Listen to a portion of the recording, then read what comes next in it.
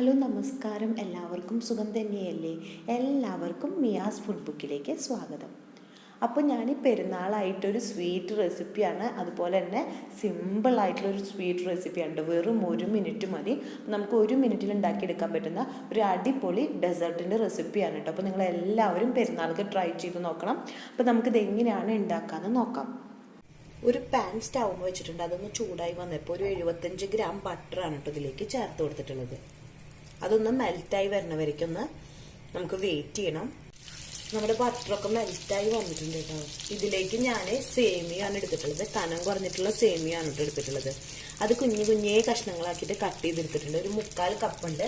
അത് ഇതിലേക്ക് ഞാൻ ചേർത്ത് കൊടുക്കാൻ പോവാണ്. അതിനുശേഷം നമുക്ക് ഈ ബട്ടറിൽ ഈ സേമിയ ഒന്ന് ഫ്രൈ ചെയ്തെടുക്കണം. ഒരു മീഡിയം ഫ്ലെയിമിൽ വെച്ചെടുക്കാം കേട്ടോ. തീരെ ലോ ഫ്ലെയിമിലൊന്നും വെക്കേണ്ട ആവശ്യമില്ല. ഒരു മീഡിയം ഫ്ലെയിമിൽ വെച്ചെടുത്തതിന് ശേഷം നമുക്കിതൊന്ന് ഫ്രൈ ചെയ്തെടുക്കണം. ഈ സേമിയ എന്ന് വെച്ചിട്ടുണ്ടെങ്കിൽ ഓൾറെഡി ഫ്രൈ ചെയ്ത സേമിയാണ് ഞാൻ മേടിച്ചിട്ടുള്ളത്. എങ്കിൽ കൂടി ഞാൻ കുറച്ചും കൂടി ഒന്ന് ഫ്രൈ ചെയ്തെടുക്കുന്നുണ്ട്. അപ്പോഴാണ് ആ ബട്ടറിന്റെ ഒരു സ്മെല്ല് നന്നായിട്ട് നമ്മുടെ ഈ സേമിയയിലേക്ക് ഒന്ന് കിട്ടുക. അപ്പൊ അതിന് വേണ്ടിയിട്ടാണ് ഞാനിതൊന്ന് ഫ്രൈ ചെയ്തെടുക്കുന്നത്. ഇപ്പൊ നമ്മുടെ മുരിഞ്ഞു വന്നിട്ടുണ്ട്. ഇതിലേക്ക് ഞാനൊരു 1/4 ഭാഗം കണ്ടൻസ്ഡ് മിൽക്കാണ് ചേർക്കുന്നത്.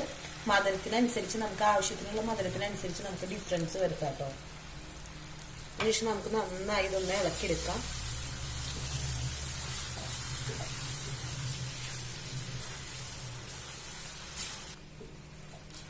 നമുക്കിതൊന്നും ഇങ്ങനെ വെറ്റിച്ചെടുക്കണം.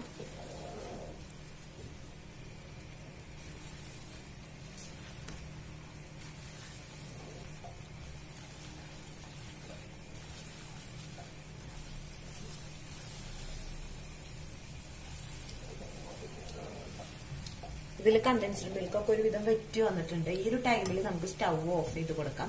അതിനുശേഷം നമുക്കിതൊന്ന് ചൂടാറാൻ വേണ്ടിയിട്ട് അനുവദിക്കാം.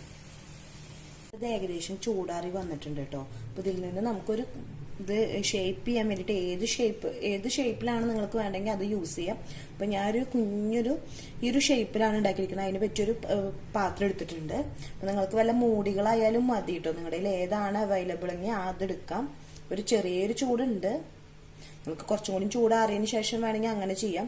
ഞാൻ ഇപ്പോൾ ഒരു ചെറിയൊരു ചൂടോടത്തിന് തന്നെ എടുക്കുന്നുണ്ട്. ശേഷം നമുക്കൊരു സ്പൂൺ യൂസ് ചെയ്തിട്ട് ഒന്ന് പ്രസ് ചെയ്ത് കൊടുക്കാം കേട്ടോ. ഇനി നമുക്കിതൊന്ന് കയ്യിൽ വെച്ചിട്ട് അമർത്തി ഇങ്ങനെ തട്ടി കൊടുത്തിട്ടുണ്ടെങ്കിൽ ആ ഒരു ഷേപ്പിൽ കിട്ടും. നമുക്ക് ഏത് ഷേപ്പാണ് വേണ്ടെങ്കിൽ നമ്മൾ നേരത്തെ പറഞ്ഞ പോലെ തന്നെ ആ ഷേപ്പിൽ ഉണ്ടാക്കിയെടുക്കാം. ഇപ്പോൾ സ്ക്വയർ വേണമെന്നുണ്ടെങ്കിൽ സ്ക്വയറിൽ ഏത് ഷേപ്പാണ് നമുക്ക് വേണ്ടതെന്നുണ്ടെങ്കിൽ ആ ഒരു ഷേപ്പ് എടുക്കാം.